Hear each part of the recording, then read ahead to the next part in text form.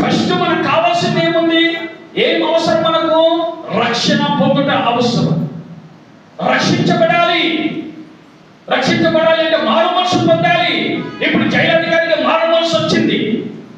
ఆ ఖైదీలను చూచి, పౌరుల శీలను చూచి, వాడుకున్న సాక్ష్యాన్ని చూచి, వారు పాడిన పాటలు, వారు చేసిన ఆరాధన కాదు, వారు ఏ మనసుతో దేవుని ఆరాధించారో ఆ బలాన్ని, ఆ శక్తిని చూచి, ఆ అద్భుతం జరుగుదాన్ని చూచి వారంతా కూడా మార్పు చెందారు.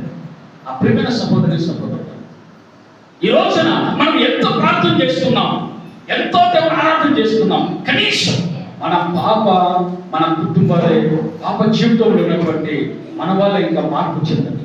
నిన్ను చూసి మారట్లే, నీ సాక్ష్యం చూసి మారట్లే. దేవుడు చెప్తున్నాడు, మనము క్రీస్తును అంగీకరించిన తర్వాత ఒక క్రీస్తు వల్ల మనం మారిపోవాలి.